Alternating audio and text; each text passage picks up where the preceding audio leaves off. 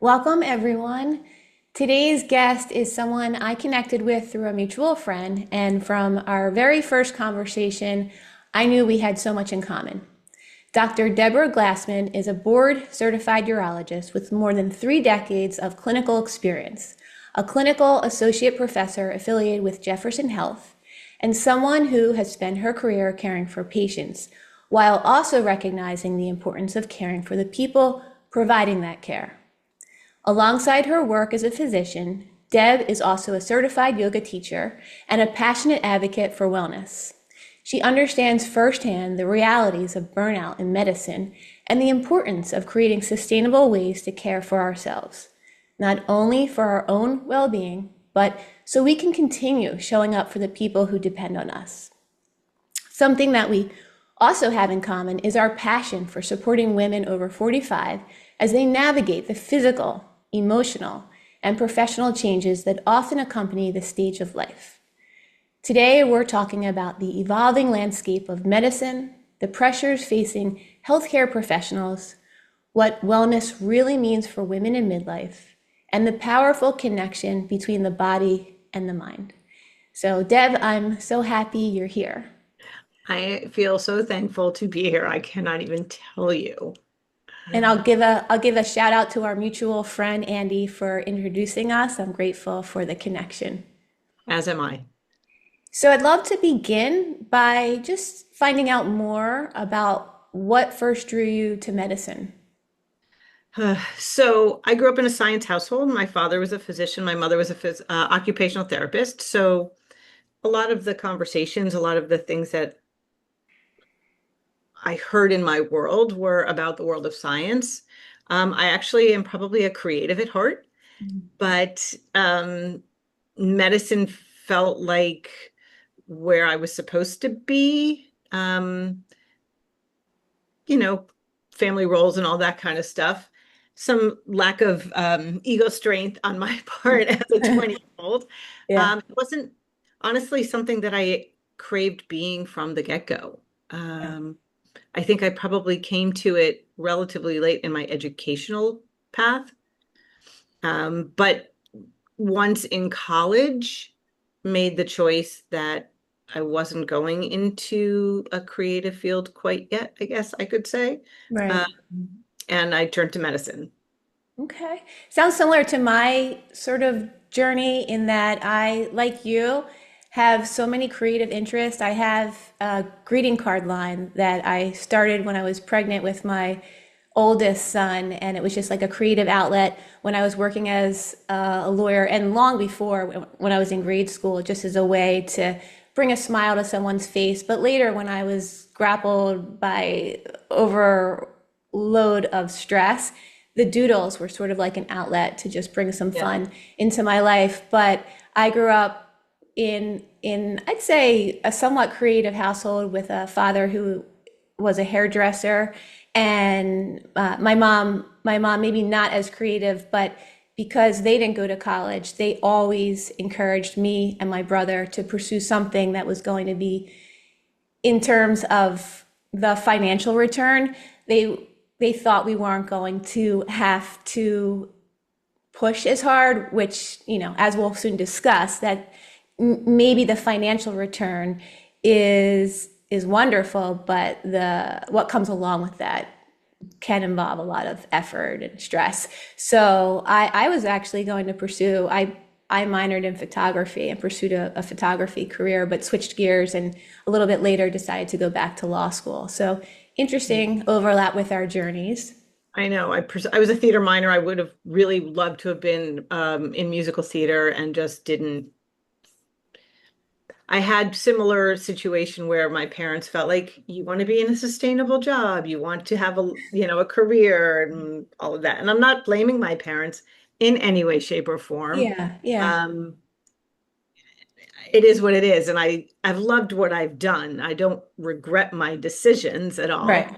And it's brought me to where I am now, and we'll talk about that, I guess, as the podcast unfolds to a space where I can actually combine the medicine and the creative outlet. Yeah, and that sort of brings me to where we are now with regards to, I see another overlap in the sense that, like a career in the legal sector, medicine can be an incredibly demanding profession. Did you, at any point, whether it was when you were training to become a doctor or maybe even in the early years of actually practicing medicine, did you notice that stress showed up in your life? Yeah. Uh, Do I have I to even ask mean, that? Yeah.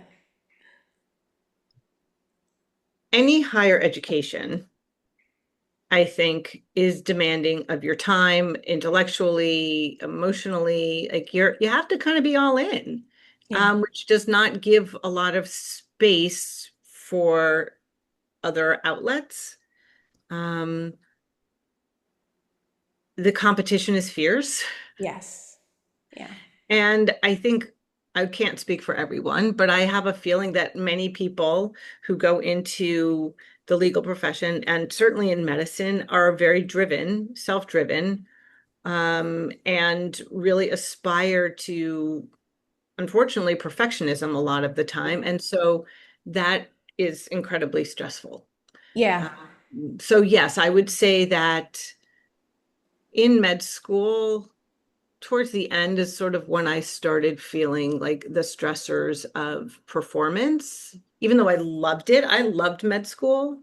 But that's actually when I first started to practice yoga as an outlet for stress reduction.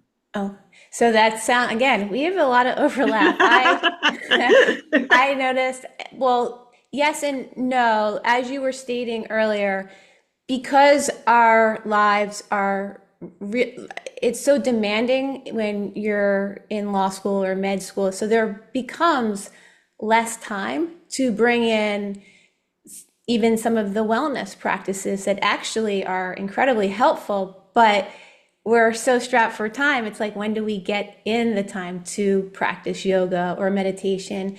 And also some of the creative outlets or the things that are less demanding in terms of our thinking. Like, we can actually be in the experience and unwind a little bit. So I noticed a combination of, in my experience when I was in law school, that I was finding less and less time for those things that allowed me to calm my nervous system, allowed me to reduce stress. And at the same time, my world was getting fuller and fuller with stress from my training and education.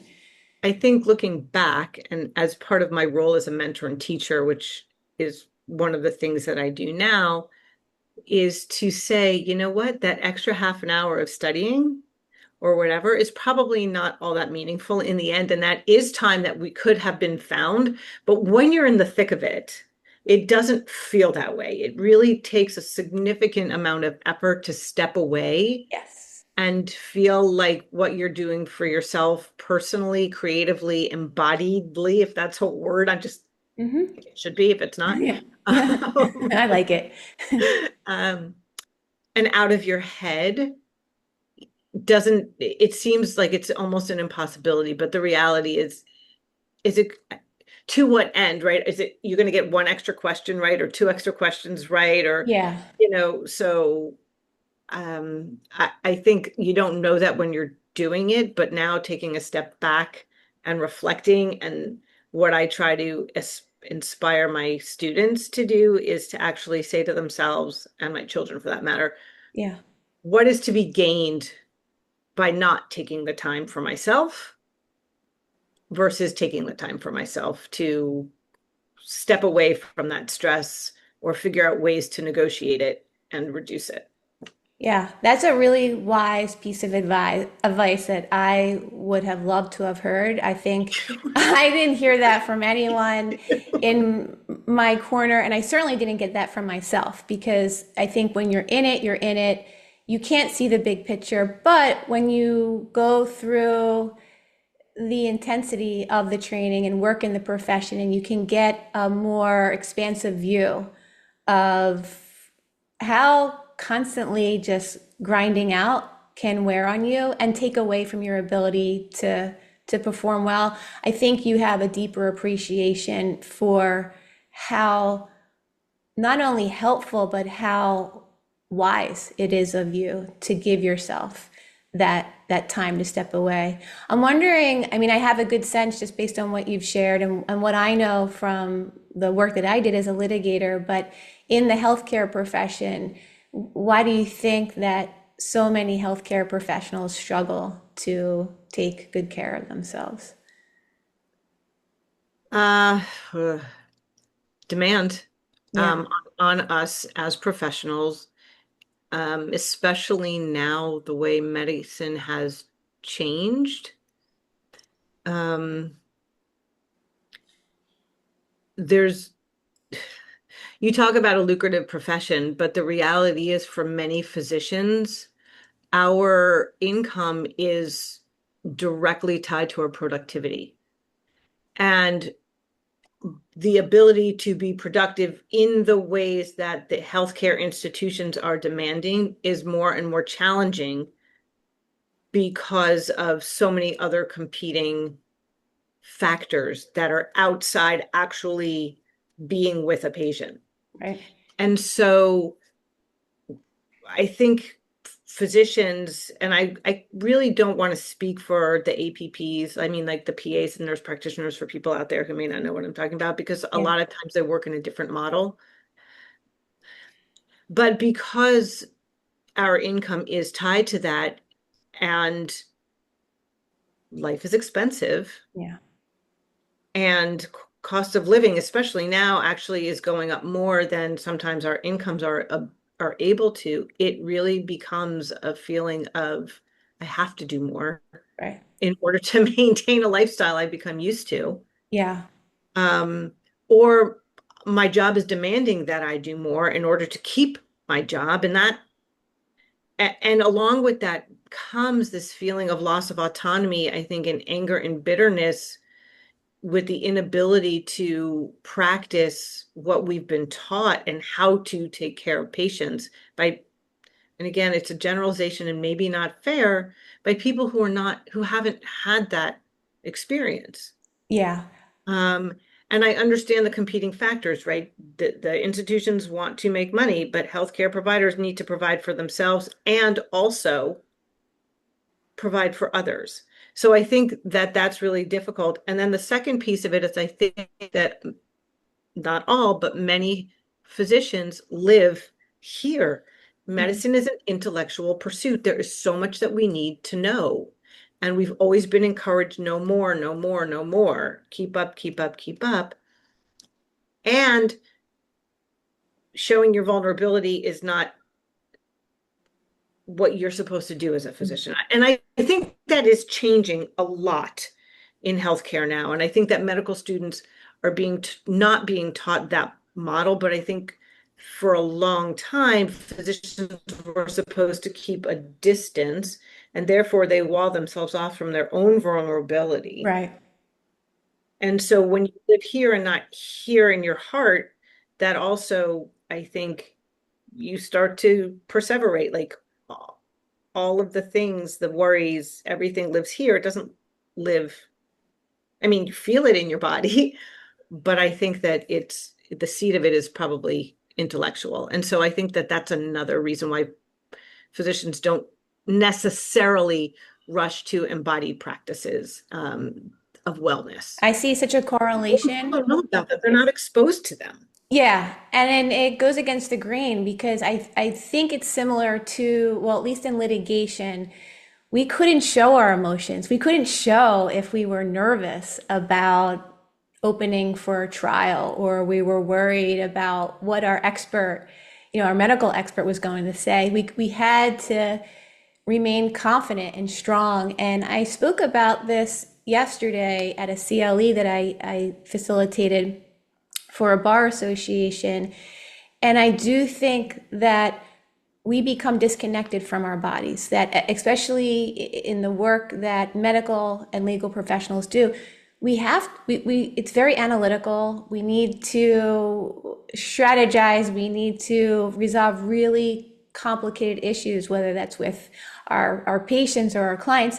that we become disconnected from the body. And when I was trying to explain to a room full of attorneys that it's so important to remain connected to our body, that we get cues from our bodies as to what's happening within ourselves. And if we're disconnected, if we're on autopilot, we can't comply with the mandate of the law, which requires us to provide competent representation for our clients, as I think holds true for doctors. You can't provide good care for your clients if you're not caring for yourself. And if you keep suppressing your own emotions, we make ourselves more susceptible to burnout, which I I imagine think that's true. yeah. I don't know. I'm And imagine, sorry. also heartbreaking. A lot of what we do is heartbreaking, right? We see a lot of bad stuff, right? I mean, like we see people hurting. We see um we see a lot of vulnerability. We see ourselves, reflected back at us. And we also see our, on some levels, incompetence, right? When we as physicians cannot help somebody. And that is heartbreaking. And so we learn also to create this space away from our hearts, because otherwise it really can be extraordinarily painful a lot of the time. So some of it is appropriate and a protective mechanism. And I don't want people out there thinking that I'm saying we need to be here all the time. We can't be, because it is not sustainable for our own well-being on some levels. But finding that balance of how to do that, I think, is what's really critical. It's like, how can I show up for myself and my patient or my client or whatever in a way that allows them a deep connection and feeling seen and heard, and also make sure that I don't go home at the end of the day completely exhausted Right. emotionally by everything that's coming at me, from what I'm hearing from my patients and or clients. Yeah, and I know at least I know we'll segue into the support of yoga and meditation, but something that we teach in mindfulness meditation is compassion practice, that we can actually support ourselves as the person who's dealing with the challenging cases or patients,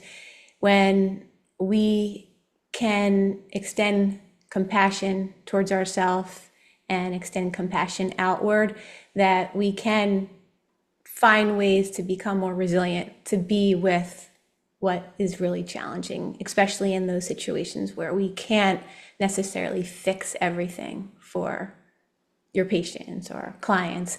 And I heard you say something earlier that you you do think things are changing slightly, where maybe doctors can be a bit more vulnerability, like can show a bit more. I'm not sure if you've seen a big difference, but I'm wondering if you're noticing any trends in the time that you've been practicing as a doctor in terms of either wellness becoming more of a accepted practice, like people are actually making more time for wellness practice, or maybe on the flip side, I know we hear a lot about burnout these days. So if you're seeing that there's a higher prevalence of burnout in the field. I think it's both, I actually. was going to say, or maybe a Um, mixture of both. yeah, so there are tremendously high levels of burnout across the board. Institutions that are employing physicians, and that's public institutions and private institutions, very much have the buzzword of wellness on their radar, because they need their physicians to be healthy in order to have them be productive. Right. So I think that there is a big push into how to help physicians find a balance. I'm not sure that there's a great understanding really how to do that by institutions. They'll offer chair massage, or they'll say, come to a yoga class at noon, or let's have a happy hour or what have you. And those are all great.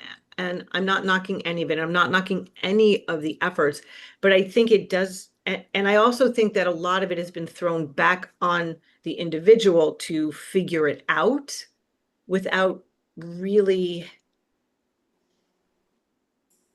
giving them opportunities of how to figure it out. Yeah. Um, so in medical school, at least where I am and where I teach, and a lot of other medical schools, because I've looked at curricula, there's this big push towards humanities in medicine where they study art and literature and music, trying to bring the human side back into medicine so that there is this recognition. It's not personal practices so much, but there is this idea that we are all human and we are Yeah. all in this experience together. And that is being taught now. And I hope as these graduates come through and finish their training and go into practice, that we will start to see some of the barriers that had been there in previous generations, maybe shifting. Yeah. I think that there is a greater trend towards quote unquote work-life balance, especially as physicians feel like factory workers sort of clock in, clock out, which again is good and bad in that you want to have a physician who is available and Right. doesn't feel like they're clocking in and clocking out, like it's a job rather than it's a calling, and they Yeah. want to be there. And physicians do need time for themselves to rest, relax, renew, so Yeah. that they can come back and show us their best selves. Yeah. So I do think there's both, and I don't know that we have found the balance yet. I don't Yeah. think that we found the balance yet.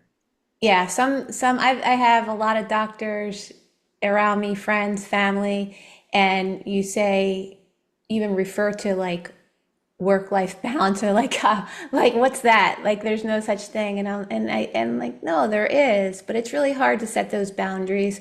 And something that I last several years, 4 or 5 years, I've gone on retreat to the Omega Center in Rhinebeck, New York, with John Kabat-Zinn in the fall.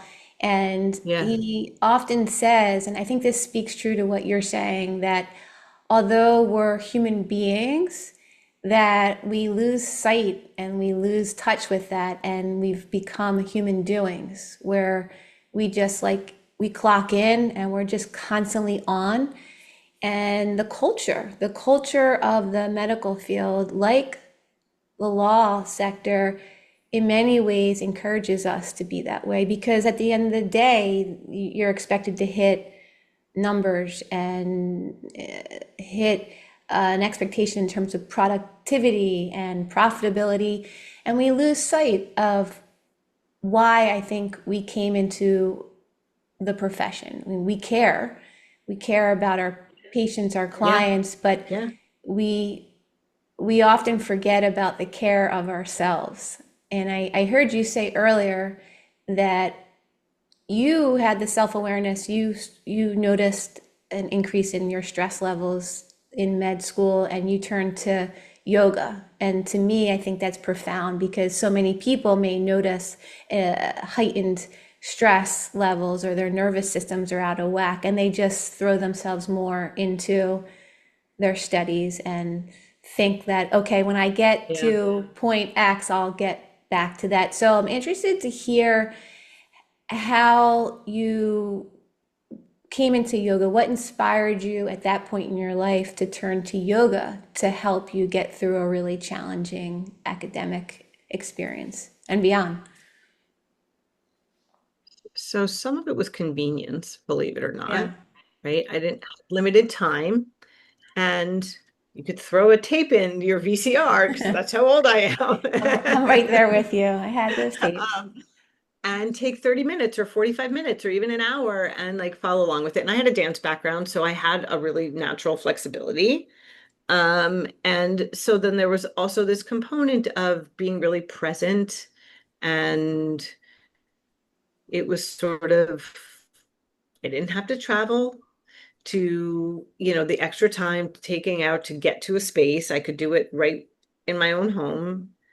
Um, and so I thought that it was sort of a natural extension of the dance world. I was a little naive at the time, no doubt, but I kind of found like it made me feel really good in my body. And then there was the second component of it because it wasn't just exercise. There was this idea of being aware and being present and sort of allowing the breath to move you and to start to develop awareness of self. Um, that I think was helpful for me. Yeah. I mean, I did other things. I was in therapy, I still was dancing. But that's really where my yoga career, if you will, started. And then I actually left it for a period of time, not that long, and started dancing again. And then I went back to yoga. And while I was resident, um, I did a home training, like an immersion. I don't know however many hours, 50 hours, I don't even know, of Yeah. how to design like my own home practice so that I could turn to it with knowledge whenever I wanted and not have to go to a class. I don't, or even use a tape. Like I could just know what to do and feel in my body as I practiced at home. Um, and decided I liked it enough that I wanted to do a teacher training and learn more, not just about the physical practice, but about what yoga could offer as a philosophy and as a science. Um, and I did that. I looked the other day how long ago it was. I think now it may have been like 14 years ago, maybe. Yeah, I was doing the same thing the other day. I was Um, trying to figure out when did I first take the MBSR program, and I had to like sit and figure out my kids' ages, and I was like, well, where were we then, and what was I doing? Yeah, it's been a bit, but I imagine that your own training, self practice, that the the practice, your understanding of yoga started to weave its way into the work that you were doing as a doctor. Not in the sense that you were doing like lotus pose, but in terms of like what that presence and the benefits that you tasted through your commitment and dedication to your personal practice, your home practice, that weaved its way into the work you did as a doctor. So I'm curious, did you notice in any way whatsoever that your yoga meditation practice actually changed the way that you were showing up as a physician for your patients?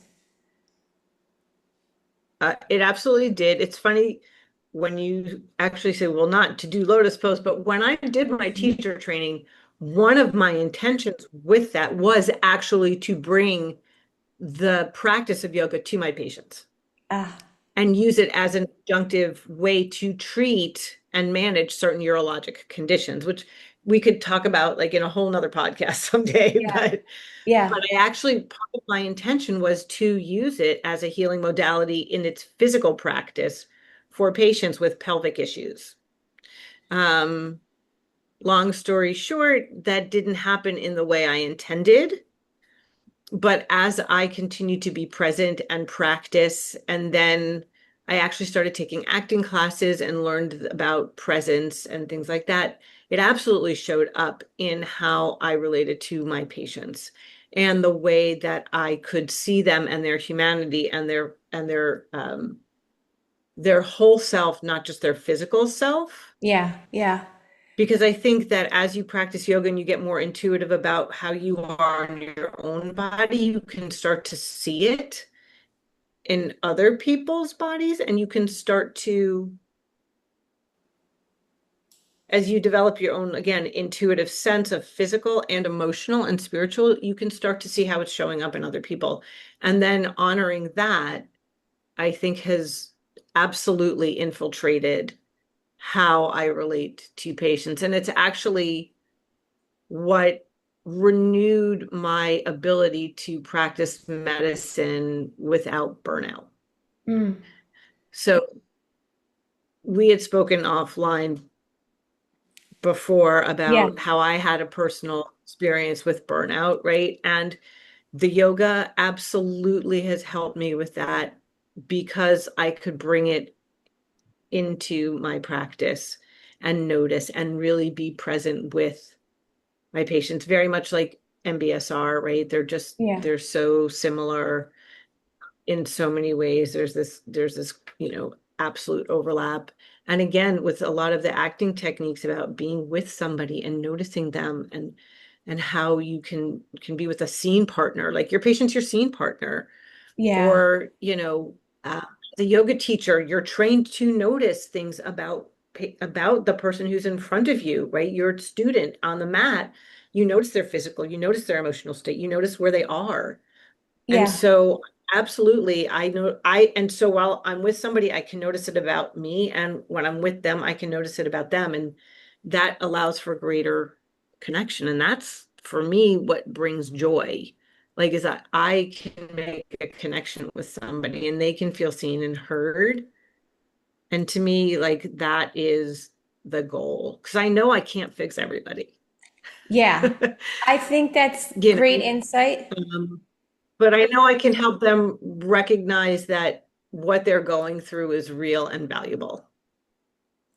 I think to be able to show up for someone in that way, to truly hear them and to acknowledge that what they're going through can be really difficult, but to be there for them. And there's a different way of being there where, yeah, physically as a doctor, you're in a room, but you can sense, and I'm speaking about this from the patient end, but it's palpable. You can sense when a doctor is truly showing up with his or her full presence as opposed to just kind of like checking off the box and hearing you, but not truly hearing you. And it sounds like through your practice with meditation yoga that you were able to connect more deeply with yourself and sense into the mind body connection. And then in turn, by being more in touch with yourself, I do think that we can connect more fully with others. We had the capacity to truly show up and be there for others, which it sounds like that was your experience. Your patients are really lucky that they get the kind Thank you. of presence and attention. Yeah, I mean, on top of your expertise. I did see a video when I was sort of doing my research to learn more about you. I saw really interesting, just a short clip, and maybe it was for Jefferson, but you were being interviewed, and you actually, I admired. I'm a big believer in medicine, and I believe there's a definite time and place for medicine. But I loved how you incorporated into when you were asked about your different the ways to treat someone with, I think it was pelvic floor dysfunction or issues with the pelvic region, and you brought in, you said mindfulness, a mindfulness component.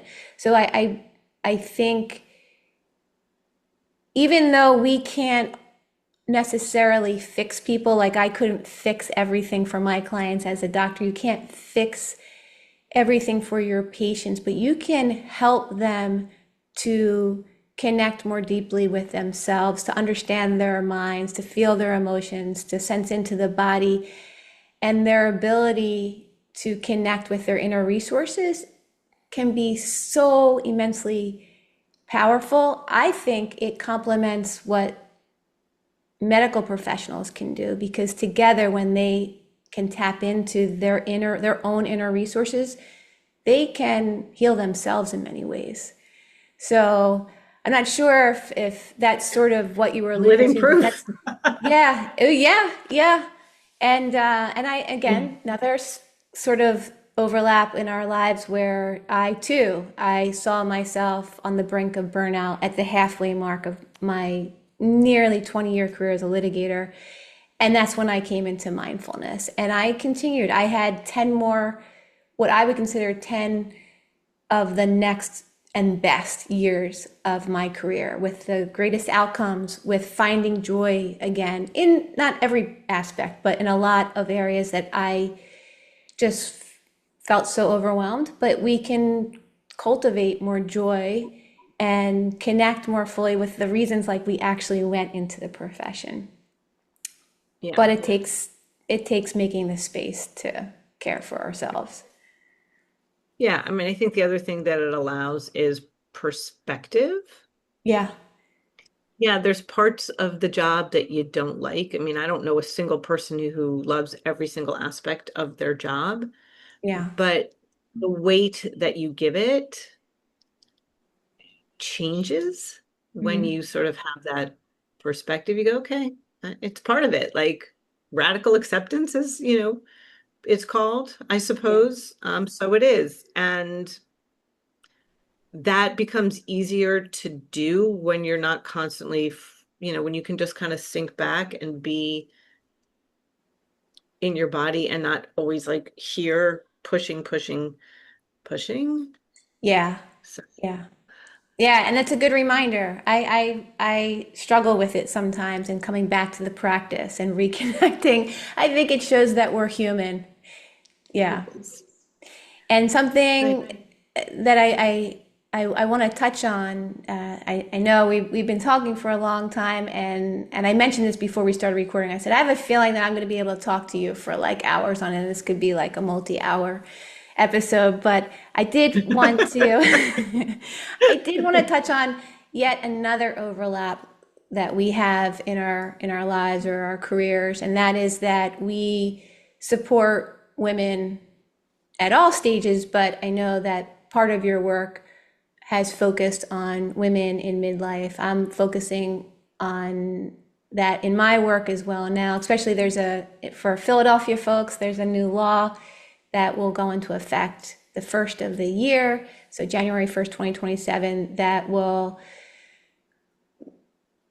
make Philadelphia businesses have to provide reasonable accommodations for women who are struggling to do their jobs because of menstruation, perimenopause, menopause. So I know that you've worked with women in well, I think both ways, both from the yoga perspective and in the work that you do. So I just wanted to see if you could comment a bit about the work you're doing in that sector. Sure. So, full disclosure, I am not certified in like, there's now a certification for menopause care. Yeah, I am not certified. It is a tremendous amount of work, actually. Um, that being said, from like as a physician and as a urologist, so many things happen to the body um, through perimenopause and in the postmenopausal state, which many people, one of my favorite things is when my patients are like, I'm not in menopause. I haven't had a period in 30 years. I'm like, no, no, no, no. Once the period stops, like you're there forever. Like, so it, so women who I see in their 80s and 90s are like, I haven't had a period in 40 years. I'm like, I know, and you're still in menopause because the changes happen throughout. yeah, So, yeah, so supporting the urologic care of women in menopause because so much changes, and then the recognition of sort of all of the other components um, with the hormone shifts and um, the way that the body changes both at the level of the pelvic floor, obviously in terms of menstruation and reproduction, but there's bone health, there's mental health, there's cardiac health. And my own personal philosophy is we have to look at each individual male, female, anywhere along the spectrum as an individual and holistically. So I'm not, even though I'm a urologist, like I come to a patient and I'm like, okay, so this is the menopause stuff. Like, let's also make sure that you are being taken care of by those people who might know bone health better or cardiac health better. right. On the yoga side, like I have been doing workshops alongside a gynecologist and a nutritionist to support women who may not have the knowledge and then who actually are interested in feeling their bodies, maybe because they haven't so far, because they've been busy as a parent, as a Yeah, professional, as a provider, as a provider of care for their aging parents. And so they've sort of gotten away from what it is to take care of themselves. Yeah. Yeah. They used to call us the Oreo generation, right? Because you had your kids on one end and then you had your parents were the other side of the cookie. And then here Yeah. you are like this soft cream cookie because you haven't had the time to. I like that. I've heard the sandwich generation, but I think that because I like double stuff, I think I'm going to go with the Oreo. Right. So, right. Yeah. So then sometimes you are a double stuff. Like there's so much just being pushed into that cookie. Yeah. But yes, you could call it the sandwich generation. I prefer an Oreo myself as Yeah. well to a sandwich. But yeah, so from the yoga perspective, it's really nice to be able to give people that physical outlet and the Yeah. permission to just be as they are without any expectation. Because I think that's one of the beautiful things about yoga that a lot of people don't understand, that yoga is not about the physical practice. The physical practice helps you recognize who you are, where you are, and to accept who you are, how you are, where you are at any given moment. And it comes back down to presence again, Yeah. and compassion. Mm. Yes. Acceptance, accepting yourself unconditionally just as you are, and knowing that no matter what you feel like is broken or needs to be fixed or better or different, that we are completely whole just as we are. Right. And I think a lot of women who are in their 40s, 50s, and beyond, because of the way society has been in terms of expectation, Mhm. again, in terms of being in a space of providing, whether it's financially or as a caregiver or in any way, that there is this idea that I'm not enough, or um, it's not okay to be the way I am at any given moment. And Yeah. so, I think being able to come to the mat and learn that you're perfect as you are, because there's no other way you can be at that moment, is a Yeah. really big lesson. I need to come take one of your yoga classes ASAP. Come, come, come, I everybody. will. I will. I will. Well, before we close out and share with our viewers and listeners ways they can connect with you, I wanted to ask you one last question, and that is, what's one thing that you wish every healthcare professional, or honestly every high performing professional, whether that's in medicine or some other field, what do you wish they'd start doing today?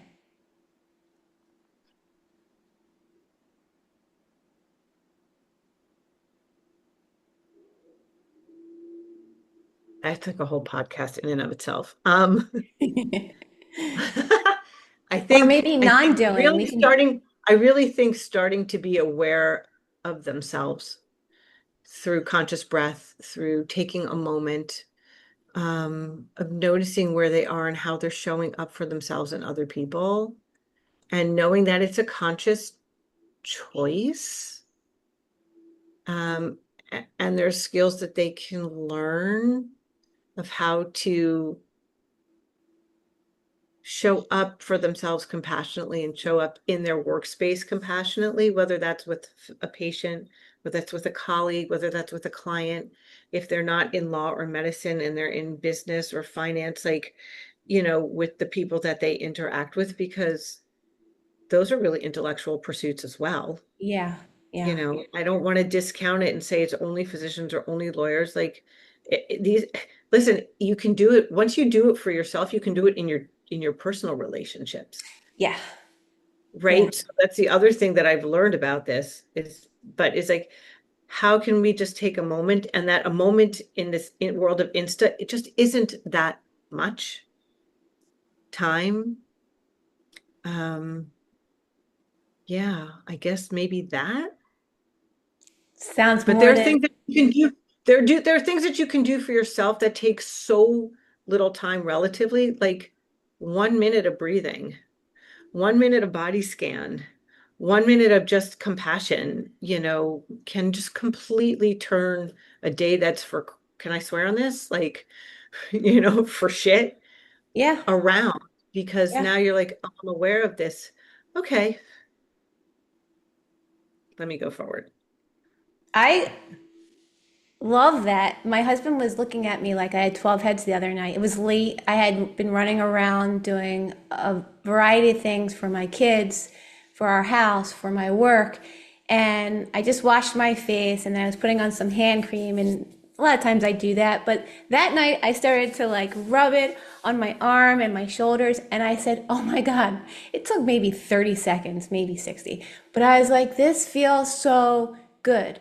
And he said, what? And I just like, just giving myself like mindful touch, like being aware of what it's like to put lotion and not be running around and not be doing. So I think it really did, it was a great way to close out the day. And granted, it wasn't anything luxurious, but I think even giving ourselves a moment to be like, I don't have time for that. I have to get going. I have to do this.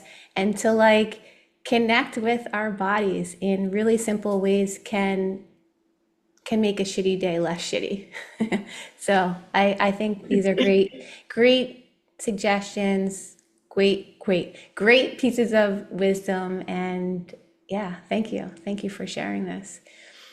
I did want to share with those who would love to connect with you the ways that they can connect with you, whether that's through the work that you do in the medical field, or they want to explore what a yoga class would be like with you. How's best to connect with you?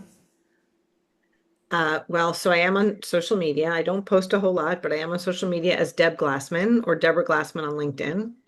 Um, I have a yoga business that's like more personal, one-on-one. I don't do a lot through that. It's called Shabakti. And I have a website, but I also teach, if I can say, at Three Queens Yoga in Philadelphia. I practice urology at Jefferson. Um, so those are absolutely ways that you can reach out and touch, touch in. And I love deep conversations, and I love to have these back and forths about ways to bring this to other people. I'm actually creating a curriculum and a company, if you will, like consulting to bring the practices to physicians to help them tap in. And I really think that one of the solutions to burnout, other than changing the entire way healthcare is done today, Yeah. is to be able to step back and say at any given moment, like, how am I feeling? What can I bring? Where am I not showing up for myself or other people? And these are momentary things that can be done throughout the day. I've learned them. I don't think I knew them innately, right? So if I can learn them, they can be taught to other people as well. So, I mean, I think going forward, I'll have a whole new way for people to get in touch around that if they're interested. But those are the ways right now where I am. They all sound wonderful. I'm going to keep an eye out for them. And I love Three Queens Yoga. I'm a huge fan of Marielle and Alex. That's my old stomping grounds where I used to Yeah. live, right where the studio is. So don't Probably be. practice next to each other. I know, I know. I'm going to get into a class soon. You're motivating me too. And I'm excited to get to meet in person. So, Deb, thank you so much for your time. Thank you for sharing more about your experience and really what I think are such gems that not only those working in the professional field, but those living in the world as we know it today can really benefit from. So thank you again. You are so welcome. It's really, truly an honor to be asked to be on your show. And I am very grateful to Andy for connecting us. Yes, yes. Well, take care and thank you everyone for listening, for watching. Take the best of care and have a great rest of your day. Bye.